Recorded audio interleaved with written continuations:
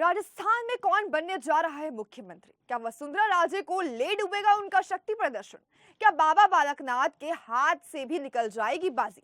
क्या अश्विनी वैष्णव को दी जाएगी राजस्थान की बागडोर? क्या गोगा मेडी हत्याकांड से बदल रहे हैं राजस्थान के समीकरण? आइए आपको बताते हैं कि राजस्थान की राजनीति में क्या होने वाला है। नमस्कार, मैं सुंबिका गुप्ता और आप देख रहे हैं द न्यूज 50।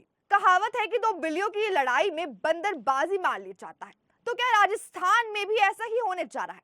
जी हाँ, मुख्यमंत्री पद की दौड़ में वसुंधरा राजे और बाबा बालकनाथ की लड़ाई में अश्विनी वैष्णव मौका मारने जा रहे हैं। हालांकि जहां वसुंधरा राजे बीजेपी अध्यक्ष से मिलने दिल्ली आई है, वहीं बाबा बालकनाथ संसद में गृह मंत्री अमित शाह से मिले हैं।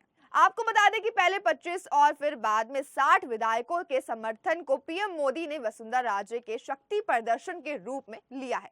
यह माना जा रहा है कि बाबा बालकनाथ को मुख्यमंत्री बनाने पर राजपूत समाज के नाराज होने की आशंका है।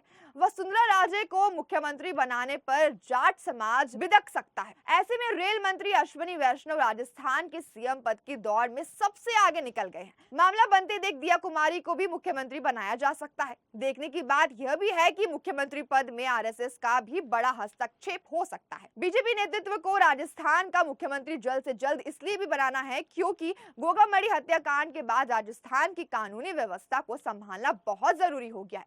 हत्या के विरोध में राजपूत समाज आंदोलन पर है। किसी तरह आरोपियों की गिरफ्तारी 72 घंटे के अंदर करने के आश्वासन पर गोगामड़ी की पत्नी शीला शेखावत ने आंदोलन को कल तक रद्द कर दिया है। बीजेपी के लिए दिक्कत की बात यह भी है कि 10 दिसंबर को दिल्ली के रामलीला मैदान में धर्म संसद है। वहां पर भी गोगामड़ी हत्याकांड के जोर शोर से उठने की बात की जा रही है। राजस्थान की फिर से मुख्यमंत्री बनने की चाहत में वसुंधरा राजे दिल्ली पहुंची हैं। उनकी मुलाकात बीजेपी अध्यक्ष जेपी नड्डा से हुई है। देखने की बात यह भी है कि राजस्थान ही नहीं बल्कि मध्य प्रदेश और छत्तीसगढ़ में मुख्यमंत्री बनने के लिए प्रधानमंत्री नरेंद्र मोदी और केंद्रीय गृह मंत्री अमित शाह के बीच बैठकों का दौर जारी है। दरअसल अश्विनी वैष्णव की भी राजस्थान में अच्छी खासी पकड़ बताई जाती है। गत दिनों जयपुर में हुई ब्राह्मण महापंचायत में उन्होंने लोगों से अपना धर्म बचाने के लिए एकता दिखाने की अपील की थी। साथ ही मंदिरों को सरकारी नियंत्रण से मुक्त कराने का आश्वासन दिया था। अश्विनी वैष्णव आईआईटी कानपुर से पढ़े लिखे हैं और 1994 बैच के आईएएस अधिकारी हैं। उनकी ऑल इंडिया लेवल पर 27th रैंक आई थी। इसके बाद उन्होंने ओडिशा के बालासोर और कटक जिले के डीएम के तौर पर काम किया था। यही नहीं, उन्होंने पेंसिल्वानिया यूनिवर्सिटी से एमबीए की डिग्री भी हासिल की थी। उनके मंत्री बनने के बाद से ही उनकी शिक्षा और डिग्रियों के बारे में चर्चा हो रही है। लेकिन एक सवाल यह भी उठ रहा है कि रेलवे में इतना बढ़िया काम करने वाले अश्विनी वैष्णव से रेलवे ले लिया जाएगा और कैसे वह पीएम नरेंद्र मोदी और बीजेपी लीडरशिप के इतने करीब रहे हैं। उन्होंने ओडिशा के कटक जिले के कलेक्टर के रूप में अपनी यात्रा शुरू की और बाद में बालासोर जिले के कलेक्टर के रूप में कार्य किया।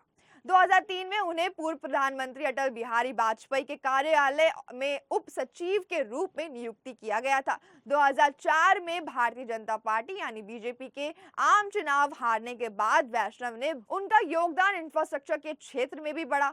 2006 से 2008 तक वैष्णव ने मोरमुगांव पोर्ट ट्रस्ट के अध्यक्ष के रूप में कार्य किया, जहां उन्होंने बंदरगाह और उससे जुड़े बुनियादी ढांचे के विकास में महत्वपूर्ण भूमिका निभाई है।